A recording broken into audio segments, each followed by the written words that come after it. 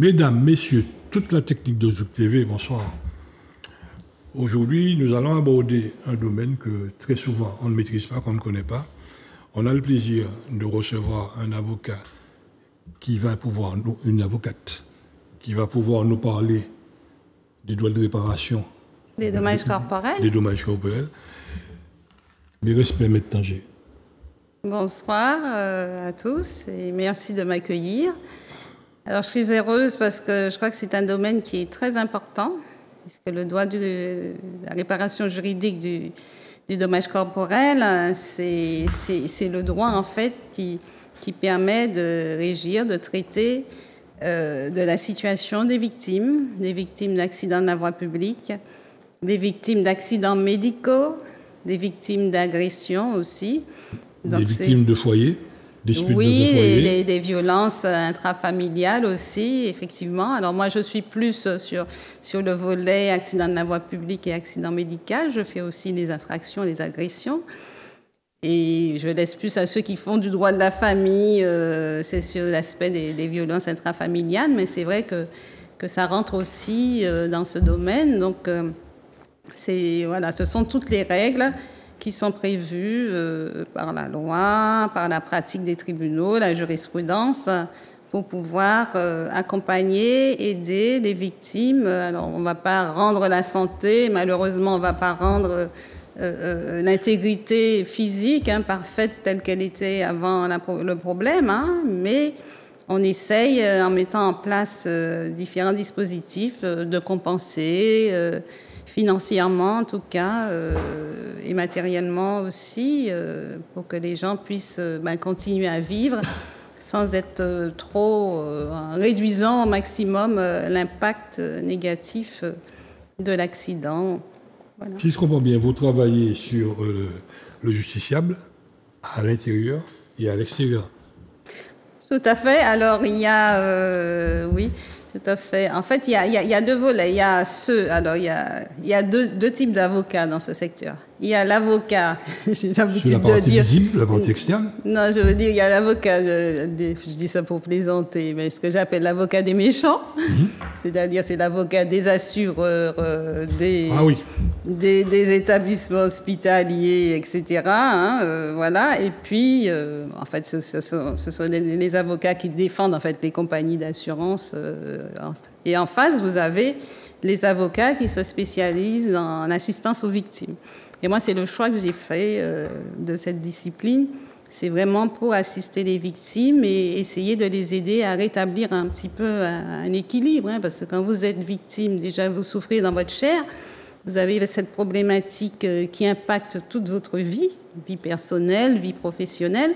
Et en face, vous avez quand même des sociétés d'assurance, que ce soit l'assurance du médecin, l'assurance du véhicule qui vous a percuté.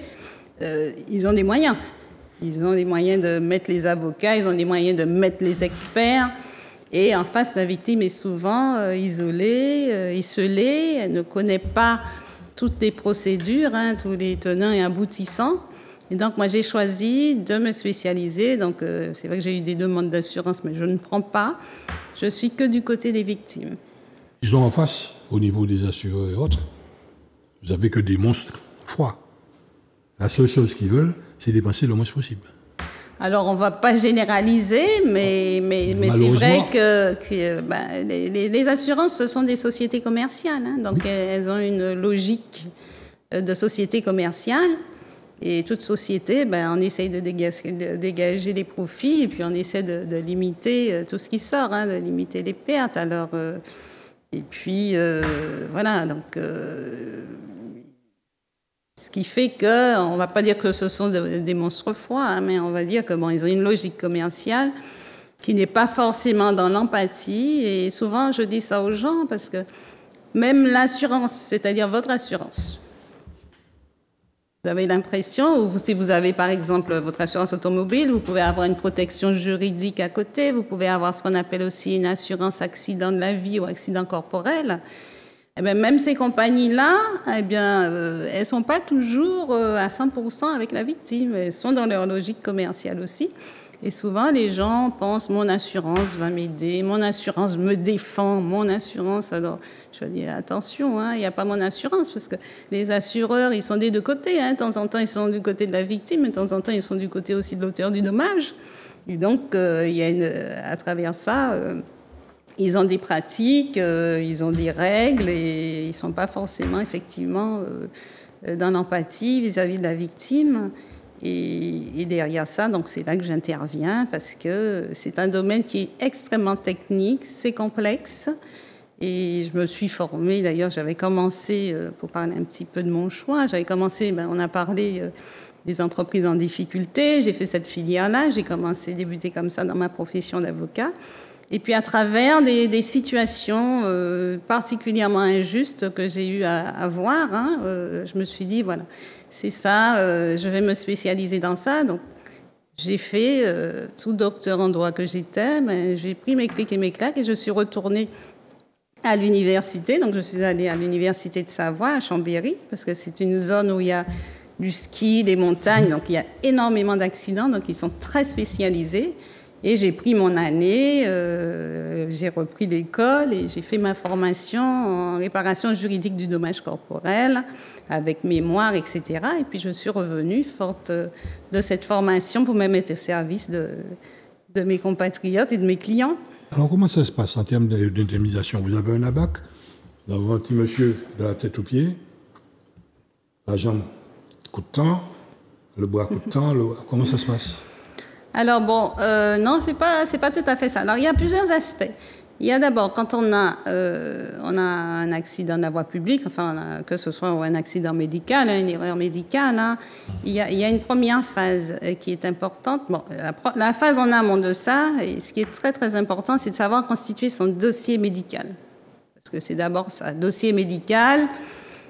Tous les aspects, donc savoir bien conserver tous ces comptes rendus opératoires. Il faut demander le dossier médical d'ailleurs à l'hôpital, les ordonnances, les factures de pharmacie, il faut tout conserver. Ça, c'est souvent la problématique, les gens ne pensent pas à conserver. Il faut aussi faire des photos de soi, des photos de l'évolution de ses blessures, parce que quand on va passer à la phase de règlement, 3-4 ans après, en fonction de la situation des gens, hein, de l'état de santé, on ne se souvient plus tellement. Si on ne voit pas les photos, si l'expert ne voit pas les photos dans l'état dans lequel vous étiez, on a du mal à croire, parce qu'il y a des gens qui récupèrent extrêmement bien, mais qui viennent de loin. Donc c'est important aussi de garder des photos d'évolution de ces blessures. Donc son dossier médical, ça c'est un bon dossier médical. Ensuite, il y a une évaluation qui se fait des dommages physiques, psychiques et fonctionnels. Donc ça, c'est dans le cadre d'une expertise médicale. Alors, il y a deux voies. Il y a soit on est dans le domaine totalement assurantiel, règlement amiable. Donc, à ce moment-là, l'une des assurances, soit la vôtre, soit celle de l'auteur de votre problématique, mandate. Ce qu'ils appellent, c'est un médecin conseil d'assurance qui fait un examen médical amiable. On est dans l'amiable. Donc ce médecin, ou alors on saisit le tribunal et le juge des référés, on demande un référé expertise, on fait un référé expertise médicale pour qu'il y ait un expert médical judiciaire qui est inscrit sur des listes auprès de la cour d'appel et qui sera chargé donc d'évaluer tous les dommages, toutes les répercussions, les préjudices subis par la victime. Donc ça c'est essentiel. Et la protection fonctionnelle, elle peut aussi intervenir là? Alors, la protection fonctionnelle, c'est plus les fonctionnaires, les administratifs. Hein, je suppose, en fonction du statut des uns et des autres. Hein. Mais il peut y avoir aussi, par contre, la protection juridique, c'est-à-dire que quand quelqu'un a un contrat d'assurance qui inclut une protection juridique, alors ça dépend du niveau qu'on a, hein, de ce qu'on a souscrit. On peut avoir simplement les frais d'avocat qui sont pris en charge, éventuellement. Mais il y a des contrats plus intéressants où on peut aussi prendre en charge vos frais d'expertise. Parce que des fois, ça peut être coûteux en fonction de la spécialité du médecin expert. Il peut y avoir effectivement des frais coûteux à payer. Mais ça, c'est essentiel. Il faut savoir qu'une mauvaise expertise, c'est une mauvaise indemnisation derrière. Hein. Et il est essentiel de se faire accompagner. Parce que dans le dommage corporel, il y a une évaluation de différents... Il y a une liste de 10 chefs de préjudice que si vous n'êtes pas dans le métier, vous ne connaissez pas forcément. Vous n'aurez pas non plus un assureur ou un actuaire d'assurance qui va vous dire spontanément, mais au fait, vous savez que vous avez droit à ça, ou ça, et ça, et ça. Et donc, c'est important de se faire accompagner par un conseil qui est suffisamment, en tout cas, spécialisé, soit qu'il a passé une mention de spécialité, soit que dans sa pratique professionnelle, il a une formation, il a un bagage derrière qui puisse vous accompagner efficacement. Alors, un accident, ça ne se commande pas. Ça peut être l'accident de la route, accident de chantier, Oui. accident de foyer. Alors, à propos de l'accident de foyer, il est pris en charge aussi comme ça? Alors, ça dépend. Ça dépend. Si la personne je parlais tout à l'heure des contrats d'assurance, accident de la vie ou accident corporel, il y a des contrats d'assurance qui prévoient que si vous montez sur une échelle ou si vous montez parce que vous voulez tailler l'arbre de votre jardin et que vous tombez et que vous vous blessez, en fonction du pot. Alors, bon, après, il y a des nuances. Hein. C'est plus ou moins intéressant. Il y en a qui considèrent que dès que vous avez 1% d'incapacité ou 5%, à partir de là, vous pouvez en bénéficier. Mais il y a certains contrats qui sont moins intéressants. On vous dit que c'est à partir de 15%, 20%, ça veut dire que c'est quasiment un bras coupé. Si vous n'avez pas un bras coupé, l'assurance n'intervient pas. Donc, si vous avez donc ce contrat accident de la vie, accident corporel, hein, qu'on peut souscrire auprès de son assurance, vous pouvez avoir effectivement, en fonction du contrat, une prise en charge, effectivement, des conséquences de votre accident, la prise en charge de vos dépenses de santé, la prise en charge de l'indemnisation de vos souffrances, si vous avez des pertes de revenus aussi, parce que vous êtes en arrêt de travail et puis vous n'êtes pas fonctionnaire, donc ce n'est pas payé pendant la période d'arrêt de travail. Il y a aussi l'indemnisation des revenus, il y a les séquelles définitives aussi, hein, ce qu'ils appellent le déficit fonctionnel permanent. Ça peut être pris en charge dans ce secteur-là. Après, dans le secteur assurantiel, accidents médicaux ou accidents de la voie publique, on a les assurances que tout le monde connaît, hein, qui prennent en charge aussi donc, la réparation des dommages corporels des gens, des victimes. Deux choses, maître. Première chose, quand on regarde le contrat d'assurance, il faut une espèce de grosse loupe pour comprendre ce qui est écrit. C'est la première chose. Et assez souvent, malheureusement, actuellement, on est victime d'accidents et en face, la personne n'est pas assurée. Comment ça se passe? Alors, oui, alors, je confirme pour en tout cas le contrat d'assurance, malheureusement, souvent les gens ne lisent pas, hein, parce qu'il n'y a pas que le contrat qu'on souscrit, il y a dans les documents qui sont remis, vous avez les conditions générales. Et les conditions générales expliquent vraiment dans le détail à quoi vous avez droit. Caractère 06. Alors, sur certains contrats, vous avez effectivement, il faut prendre la loupe. Et puis, il y a aussi les interprétations. Et puis, il y a les renvois à tel paragraphe, tel paragraphe, tel paragraphe. C'est voilà. Donc, même pour moi, des fois, c'est pas toujours évident parce qu'il faut faire un combat avec l'assurance. Parce que moi, je lis les clauses, j'ai une interprétation, mais derrière, ils ont une autre interprétation. Alors, ça finit devant le tribunal judiciaire. Forcément, donc il y a ça. Et puis il y a aussi, donc effectivement, ça arrive, et c'est pas rare d'ailleurs, hein, qu'il y ait des gens qui conduisent sans assurance. Donc s'il se produit un accident, il y a ce qui est prévu. Alors ça peut être soit la personne conduit sans assurance tout simplement, soit l'assurance a été résiliée. Il peut y avoir une exclusion de garantie, par exemple, si on roule, si c'est prévu dans le contrat, vous roulez avec, je ne sais pas combien d'alcool dans le sang, 80 grammes, là où c'est prévu 40. Il y a aussi des exclusions de garantie. Il y a des contrats d'assurance. Si c'est un véhicule volé, l'assurance va dire et que vous avez laissé négligemment votre véhicule et qu'il a été volé, l'assurance vous dit, moi je ne paye pas, hein, c'est une exclusion de garantie. Mais la victime, elle fait quoi? Alors, il y a un fonds de garantie. Un fonds de garantie qui est prévu, donc ça s'appelle le FGAO, le Fonds de garantie des accidents, des assurances obligatoires de dommages. Hein, voilà. Et donc, c'est un fonds de garantie qu'on peut déclencher pour, effectivement, qui vient au secours des victimes. Alors, c'est des personnes non assurées, Mais il y a aussi des délits de fuite, parce qu'il y a malheureusement, on ne retrouve pas l'auteur de l'accident, donc on ne peut pas retrouver l'assurance. Donc les victimes d'accidents et qui a un délit de fuite qui prennent aussi. Et donc ce fonds de garantie permet, donc dans les mêmes conditions, ça fonctionne comme une assurance en fait, hein, ça substitue à l'assurance. Et donc, qui est chargé, c'est pareil. Ce fonds de garantie, on le saisit. Il y a un délai quand même. Il ne faut pas trop attendre après.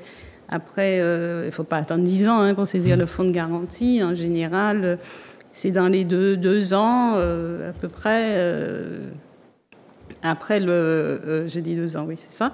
Après l'accident, il faut quand même saisir le fonds de garantie. Et puis, pareil, demande d'expertise, voilà. Et puis, des fois aussi, il y a des conflits avec le fonds de garantie, parce que le fonds de garantie n'accepte pas forcément de prendre en charge, parce que, bon, il faut pouvoir quand même, ils vont vérifier, est-ce que vous avez été bien victime d'un accident de la voie publique, est-ce que vous n'étiez pas chez vous, vous n'avez pas fait une bagarre avec vos copains, et puis vous demandez... Donc, mais c'est pareil.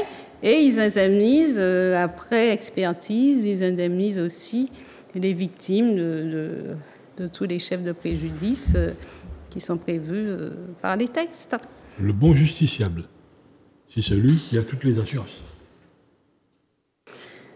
Alors, je ne sais pas si on peut dire ça. Pourquoi Son gamin est assuré, enfin... Oui, mais vous savez, oui, mais des fois, vous vous rendez compte que vous croyez être bien assuré, et puis au moment où survient le sinistre, il n'y a plus personne. Il y a souvent, par exemple, je vois les assurances scolaires, pas grand-chose. Ils prennent pas en charge, il n'y a pas grand-chose dans ces contrats-là. Voilà, donc s'il y a quelque chose de plus grave, vous vous rendez compte que, en fait, c'est simplement, on vous a payé vos dépenses médicales. Et puis le reste, il n'y a rien, certains de ces contrats. Donc il faut savoir, il faut avoir les bons contrats. Il faut avoir les bons contrats. Et même quand on croit qu'on a les bons contrats, c'est compliqué. Il y a certaines compagnies d'assurance qui sont assez difficiles. En matière d'expertise médicale, par exemple, on a vu les dossiers où telle personne a été nommée expert, et il a dû faire appel à un sapitel. Un sapiteur ? Oui. Oui. C'est-à-dire que, alors, autant que faire possible, mais c'est quasiment 100% des cas maintenant, les experts médicaux, que ce soit les médecins conseils d'assurance ou les experts judiciaires, ils ont une formation. Ils ont suivi ce qu'on appelle une formation en réparation juridique, une formation spécifique à l'expertise en matière de droit du dommage corporel. Donc, comme ça, ils connaissent toute la nomenclature, tous les chefs de préjudice qu'il faut indemniser, les critères, etc. Donc, ça, c'est très important. Et donc, il n'y a pas, si vous voulez... donc, ces experts-là sont formés et ils peuvent... en fait, j'ai un peu oublié la question, en fait. Non, le choix du sapiteur. Ah oui, le choix du sapiteur, voilà. Alors,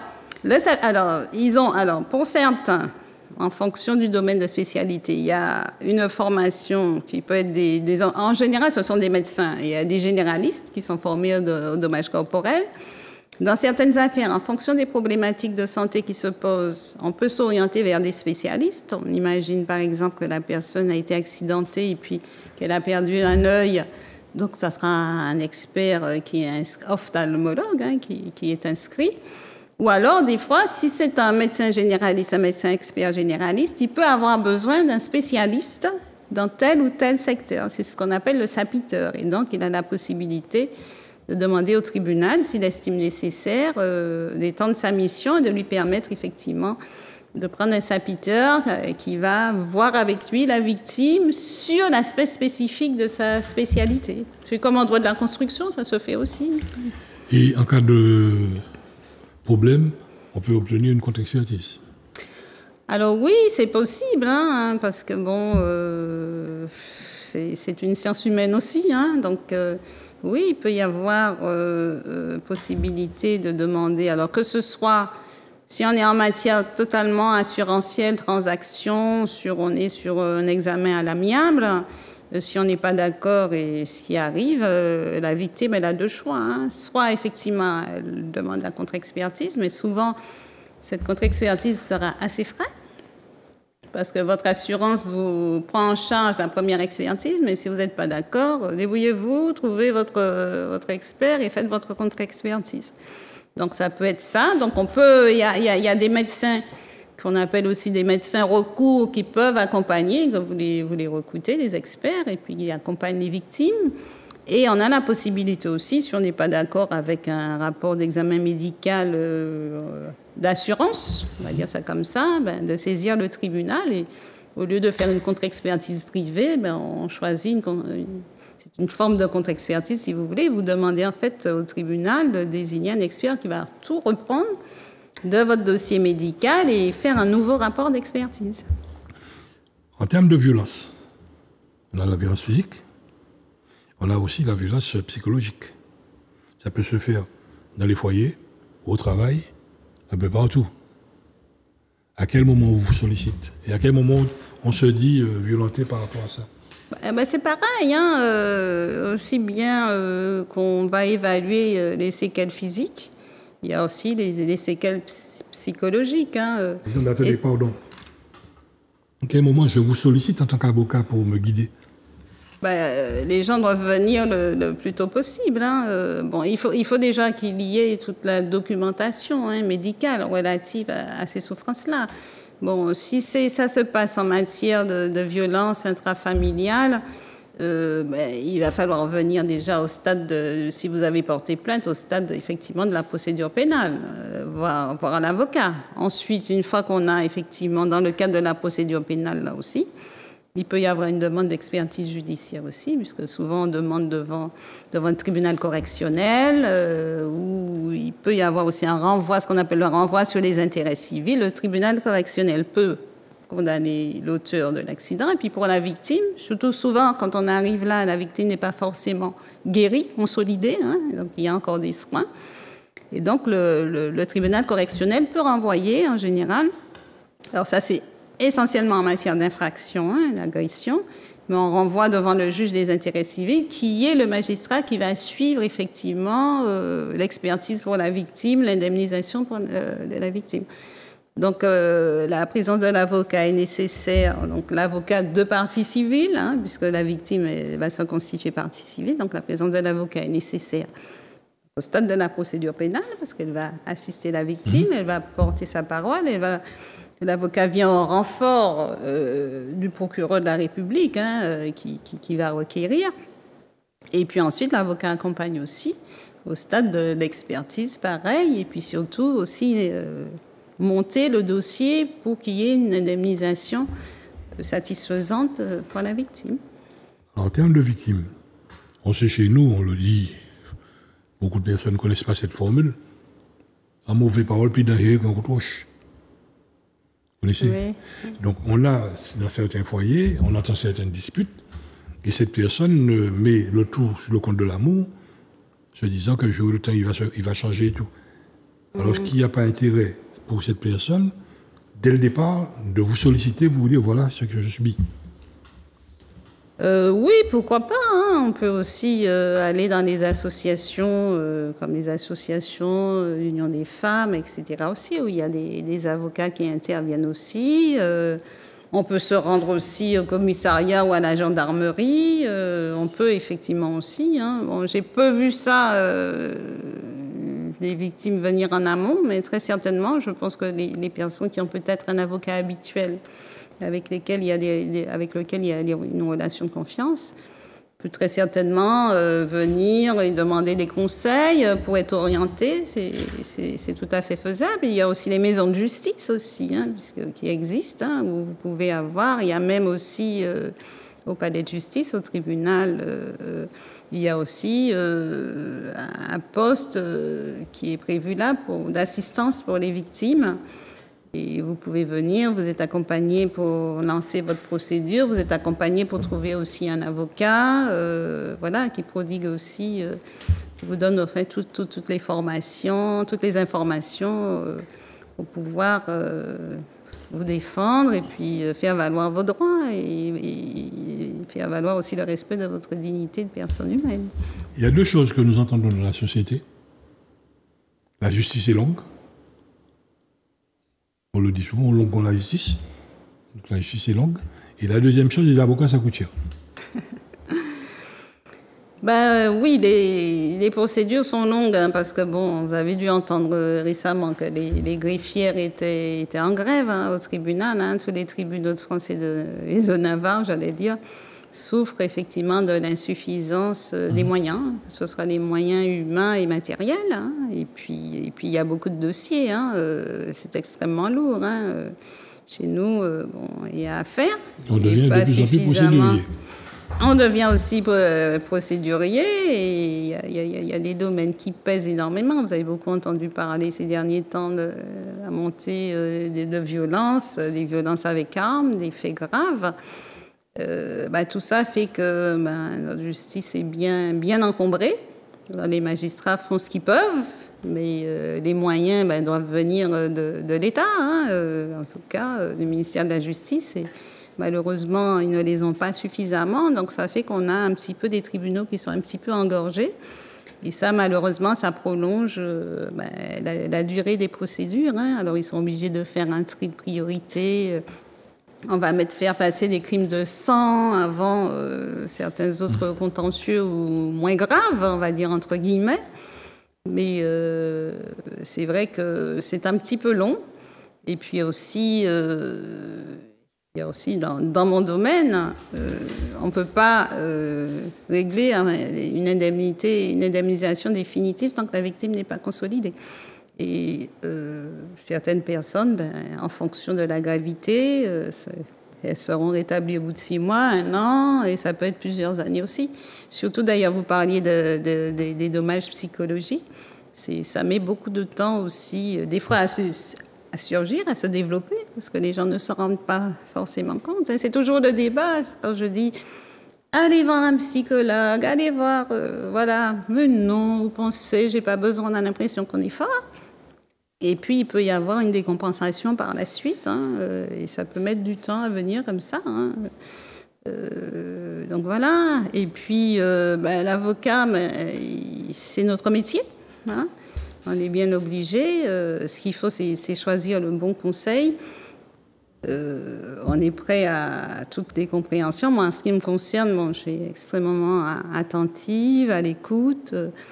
Je ne suis pas de but en blanc avec mes clients sur l'aspect financier. Je regarde d'abord la problématique. Et puis en plus, on est quand même, j'allais dire, on sait en fonction du dossier qu'il y a forcément une indemnisation. Donc à un moment, le client, la victime aura les moyens de payer son avocat. Donc on a les conventions d'honoraires. On va prévoir, on peut attendre, on peut demander une petite somme symbolique parce qu'on a l'obligation quand même de demander un honoraire fixe. Et puis prévoir dans la convention d'honoraires un honoraire de résultat. Alors j'ai raisonnablement entre 10 et 15% de l'indemnisation. Hein, voilà, c'est une motivation aussi supplémentaire pour l'avocat. Hein. Il sait que plus il fait ce qu'il faut pour que son client soit bien indemnisé, il est quand même aussi mieux rétribué. Donc il y a cette possibilité-là, et puis on peut simplement attendre la fin du dossier. Il y a toujours moyen de discuter avec les gens. Ce qui est important, c'est la relation de confiance. Voilà. Pour pouvoir ouvrir le dossier. Relation de confiance entre le client et l'avocat, indépendamment des aspects financiers, mais déjà, voilà, faire confiance à son avocat, être réactif aussi, parce que des fois, on court après les papiers, hein, donc il faut rappeler, mais ça fait partie. Les gens ne se rendent pas compte forcément dès le départ de tout ce qu'il faut réunir comme document. Donc il y a cette relation de confiance, qualité d'écoute de part et d'autre, réactivité à la fois du client et aussi de l'avocat, on fait ce qu'on peut. Et puis voilà, hein, ça se passe en général très bien. De toute façon, la partie de l'avocat permet justement d'engager cette relation de confiance. C'est sûr qu'il faut, Il faut sentir, hein, il faut sentir. Est-ce que, souvent les gens disent, est-ce que le feeling passe ou pas, hein? Bon, c'est vrai qu'il y a des clients qui arrivent, dès qu'ils sont assis dans mon bureau, je sais déjà quelque part que ça va mal se passer. Parce qu'il y a des choses de la personnalité. Et en général, quand je prends quand même le dossier, ça se passe mal. Parce que j'arrive maintenant, au bout de 20 ans, à ressentir un petit peu les choses. Et puis en fonction du comportement de la personne, etc. Donc ça aussi, c'est assez important. Mais en général, ça se passe très bien. Hein. Alors en matière de dégâts corporels, on est quand même dans une société de job.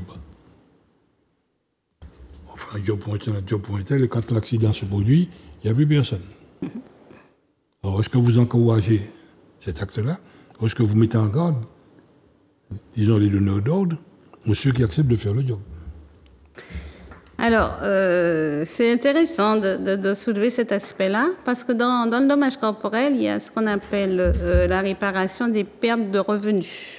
Alors, les pertes de revenus, qu'on appelle des pertes de gains professionnels actuels, ça c'est toute la partie depuis le jour de l'accident jusqu'à votre consolidation, guérison, hein, voilà. Bon, vous pouvez percevoir, si vous travaillez, des indemnités journalières de la Sécu, mais ça ne couvre pas non plus l'intégralité des salaires. Et ce n'est pas toujours que le patron continue à payer les salaires. En général, dans le secteur privé, il n'y a pas. Hein, vous avez vos indemnités journalières, c'est tout. Donc, vous avez une perte de revenus, puisque les indemnités journalières, ça ne couvre pas la totalité de votre salaire. Donc, il y a cet argent à récupérer.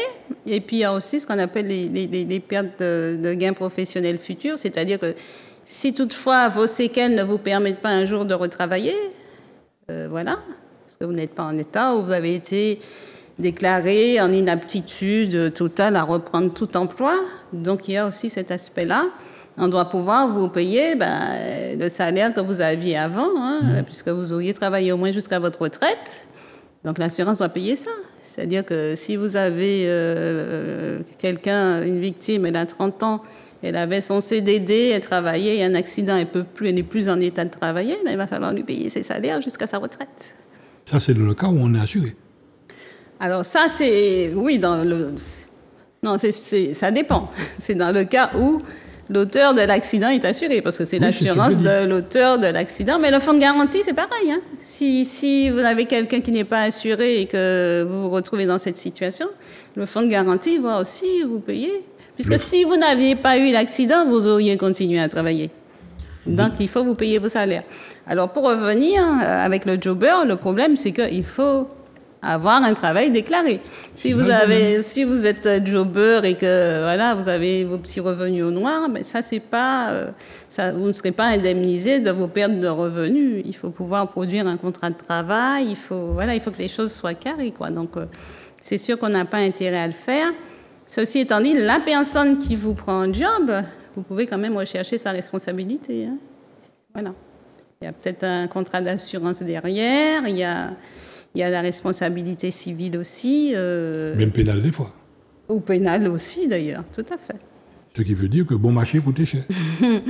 C'est un risque à ne pas prendre. C'est un risque à ne pas prendre, personnellement.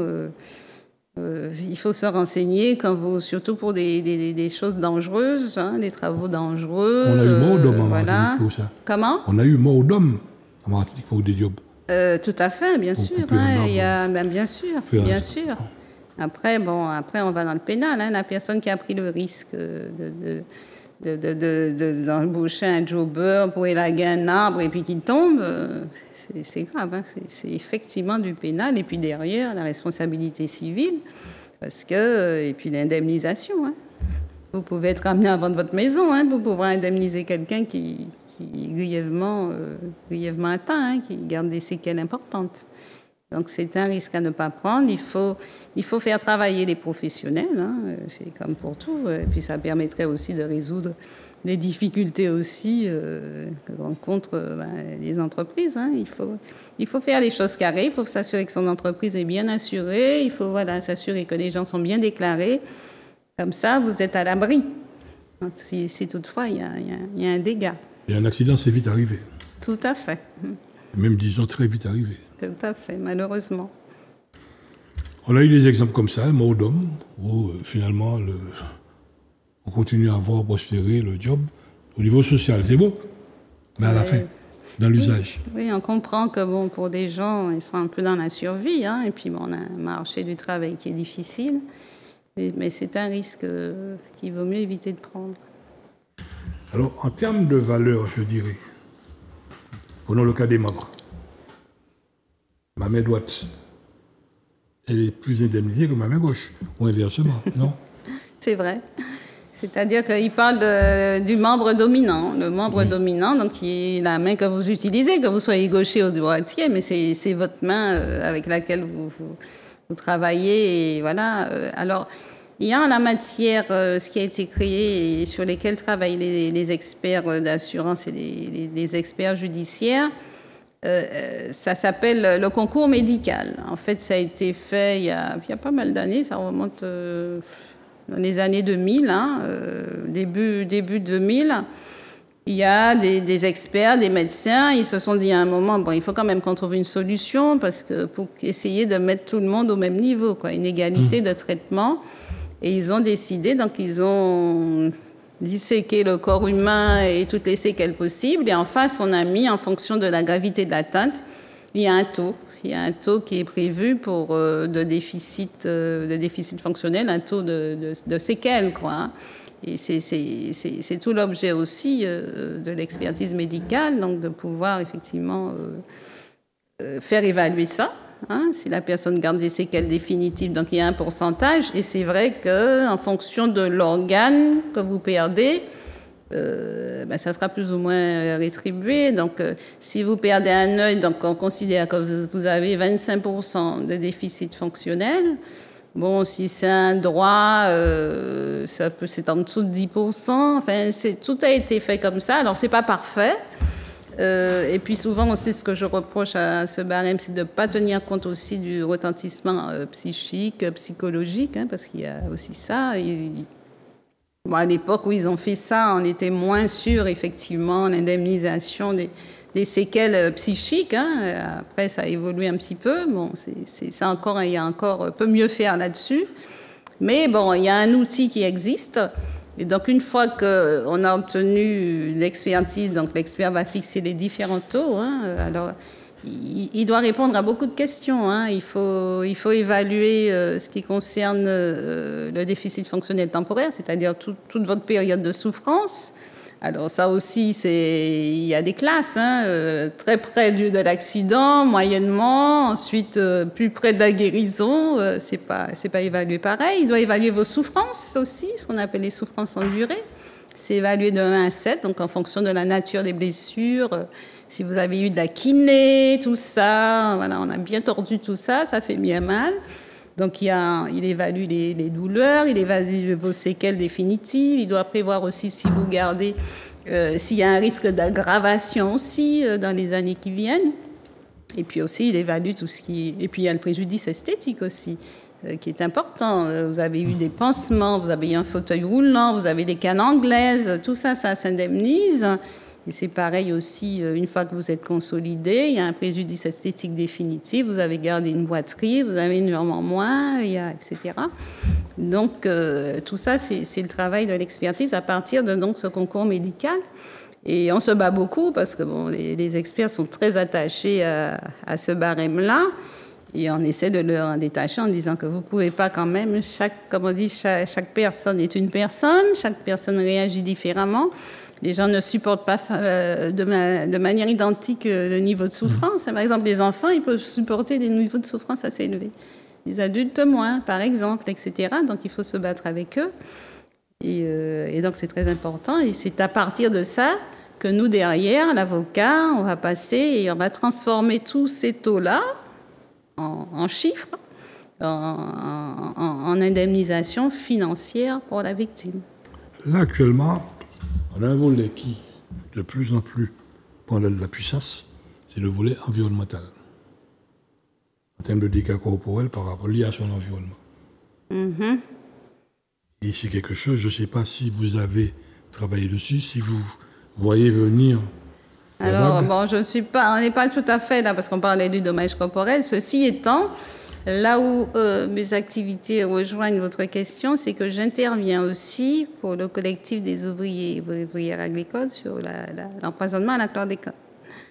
Donc aussi, c'est pareil. Hein, il y a un dégât corporel qui s'installe. Tout à fait. Il y a bien entendu, il y a des maladies qui sont développées. Et, effectivement, alors c'est plus le même cadre de procédure. Hein, là, on va être plus soit sur du droit administratif. Bon, il y a la plainte pénale qui a été lancée, donc et qui est en appel devant la Cour d'appel de Paris. Bon, ça, on va voir. Mais derrière ça, effectivement. Il y a aussi des dispositifs d'indemnisation des victimes. Il y a le fonds d'indemnisation des victimes de pesticides. On peut faire aussi, on fait aussi d'ailleurs du droit du travail, hein, c'est-à-dire on va rechercher la faute inexcusable de l'employeur parce qu'on savait quand même que les produits étaient dangereux. On a exposé les gens, on leur a pas fourni toutes les protections nécessaires. Donc il y a aussi ça à faire. Et voilà, donc oui, ça rejoint. Et... C'est au niveau du salarié. Oui. Mais au niveau de... Au niveau de monsieur et madame tout le monde, alors on n'y est pas encore, en tout cas pour la chlordécone. Pas que chlordécone. Oui, mais bon, je vous parle de ce que je fais. Alors, au niveau, effectivement, pollution, destruction de l'environnement, bon, c'est pas mon domaine. Et puis, il faut aussi, en matière de responsabilité, il faut qu'il y ait aussi la notion de dommage direct et certain. Et c'est pas toujours facile à démontrer. Hein, voilà. Sur ce volet, c'est pourquoi j'insiste pas à votre niveau. Ça fait plus de 40 ans que j'insiste dessus. Mais il faudra bien qu'un jour, qu'on ouvre la barrière une fois pour toutes. On prend simplement un verre d'eau. Quand on voit le nombre de molécules que l'on ingère à partir d'un verre d'eau, et ce cocktail de pesticides que vous avez ingéré, ce que ça vous développe chez vous, ce que ça cause comme dégâts derrière, il faudra bien qu'un jour, que votre profession s'y mette. Oui, enfin, il faudrait d'abord que le législateur fasse évoluer le droit, la loi là-dessus, pour pouvoir effectivement permettre, parce qu'à l'heure actuelle, si je reste sûre, effectivement, on parle que le débat qui est d'actualité, hein, chlordécone et l'eau du robinet empoisonnée, il n'y a pas encore, la loi ne permet pas encore à monsieur, madame, tout le monde de faire une procédure. Alors on essaye de faire avec les différents collectifs qui interviennent dans le domaine. On a lancé ils ont lancé à la population la possibilité de se constituer partie civile devant la Cour d'appel de Paris pour pouvoir effectivement faire élargir, pas seulement le secteur agricole, mais faire reconnaître effectivement l'empoisonnement de toute la population, ce qui pourrait, mais bon, c'est pas encore fait. Ce qu'il aurait fallu faire, je pense, c'est que les législateurs fassent, comme ça a été fait dans le domaine de l'empoisonnement à l'amiante, par exemple, le problème de l'amiante. On a mis 50 ans. Ou certains, alors là, on va en parler, ou de certains médicaments, ben, il y a des fonds d'indemnisation. Et les gens, donc c'est ce qu'il faut créer. À mon avis, la meilleure réparation qu'il peut y avoir, c'est de créer un fonds d'indemnisation pour toutes les victimes qui peuvent établir qu'elles ont été exposées et puis mais il faudrait faire aussi évoluer la liste des maladies qui bénéficient d'une reconnaissance d'imputabilité. Le législateur, bon, il commence à m'effeuiller. Et il m'effeuille énormément. Là, vous avez vu ce qui se passe pour le glyphosate? Oui. L'Europe veut renouveler l'usage du glyphosate. Bis repetita. Et nous n'avons pas entendu pas un homme politique. Restons au niveau local. Je ne vous remets pas au niveau national. Pas un homme politique. Pas une instance élevée la voix pour dire stop. Nous sommes une île qui a consommé énormément de produits chimiques. Les dégâts sont là visibles. Et on a l'Europe qui veut prolonger l'usage.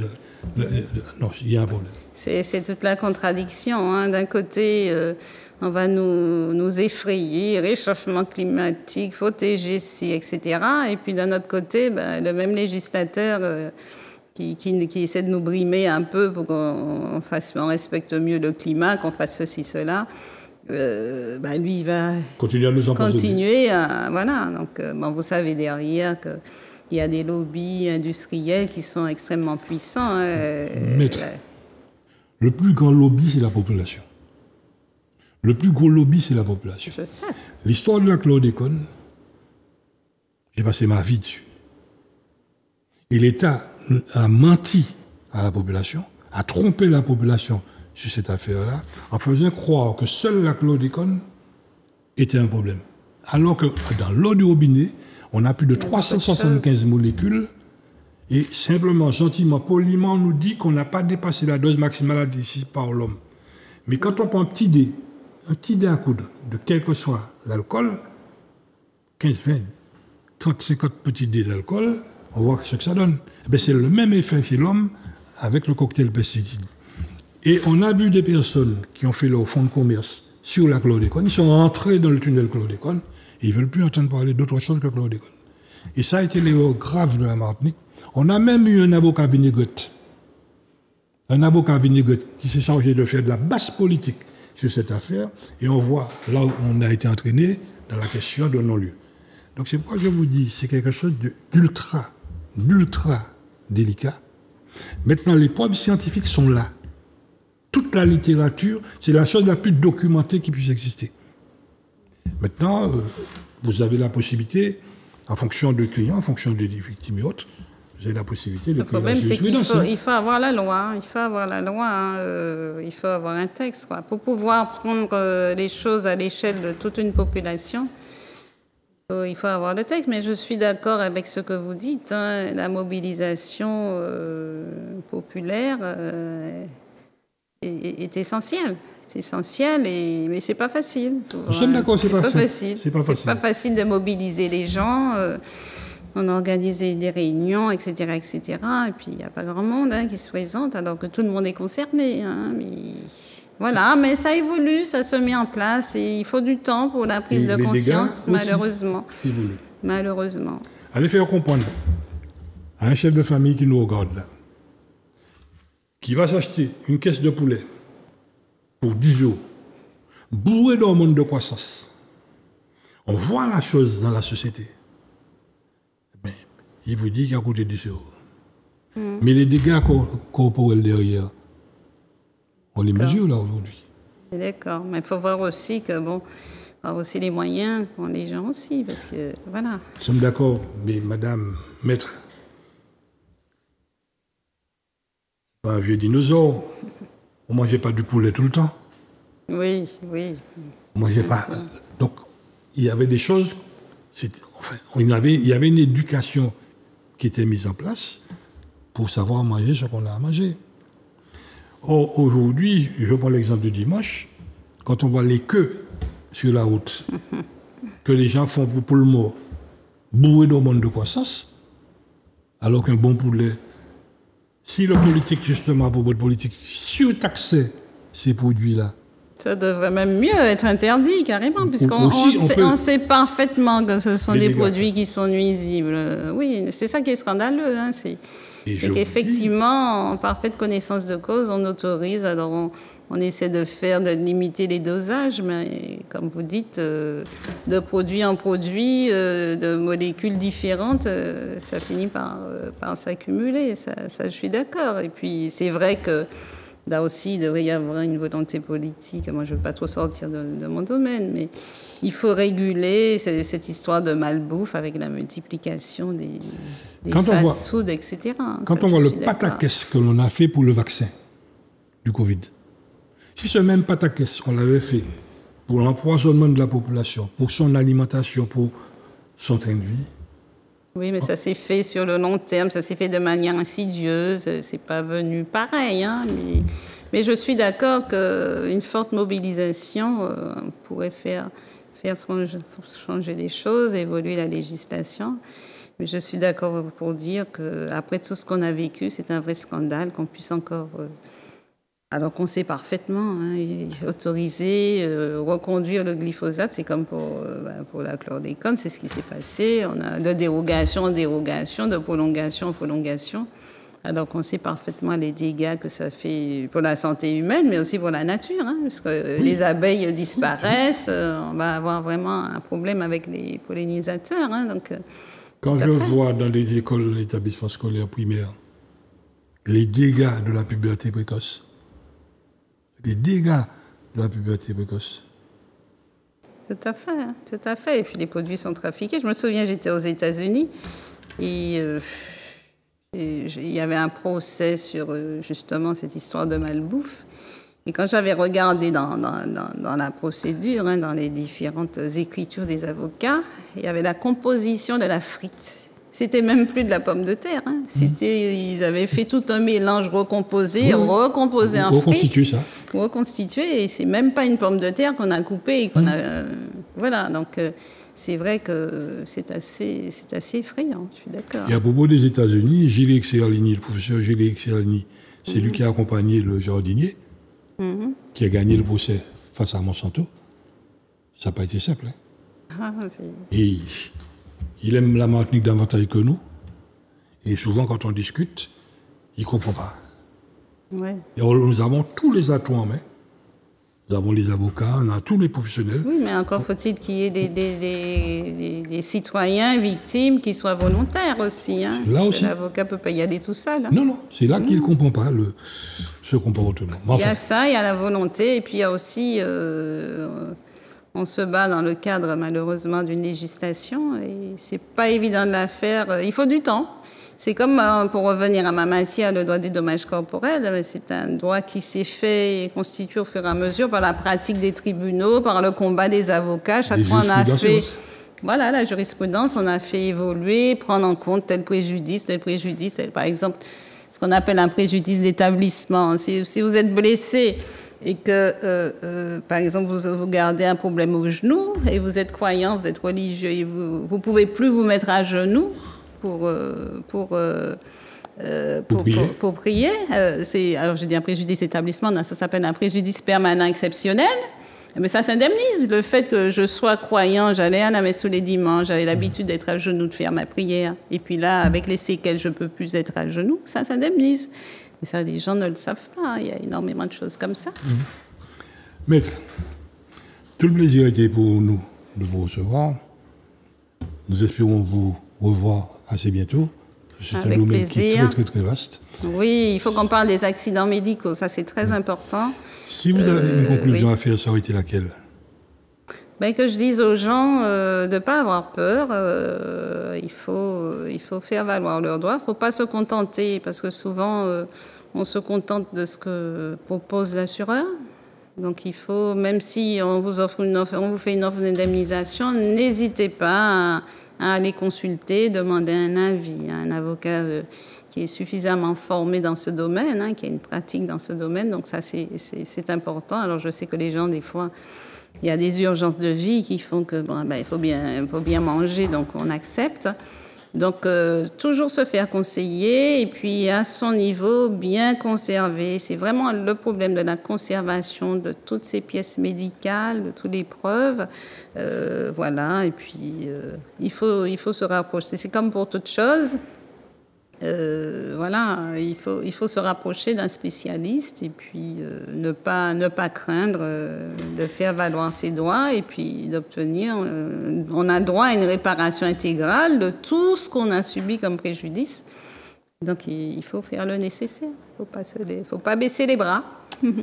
En tout cas, merci de nous avoir accompagnés. On vous a écoutés, on vous a compris. Et tout ce que nous demandons aux téléspectateurs, c'est de perdre cette habitude d'être avocat. Avocat de salon, ils auront les toutes bagailles, il faut pouvoir vous dire de faire ci, faut ça. Allez voir un avocat, surtout un avocat spécialisé dans le domaine, de manière à pouvoir savoir exactement où vous allez. Autrement, on perd du temps. Et puis on perd de l'argent, hein, parce que... Et des fois, c'est irréversible. Ah ben oui, parce que si on a signé depuis il y a un nombre de jours pour dénoncer... une offre d'indemnisation, une transaction qui a été signée, une fois que vous avez signé, que vous avez renoncé à vos droits, c'est pas facile après. Hein. Donc, voilà. Merci encore, mes respects et à très bientôt. Ah, mais c'est moi qui vous remercie.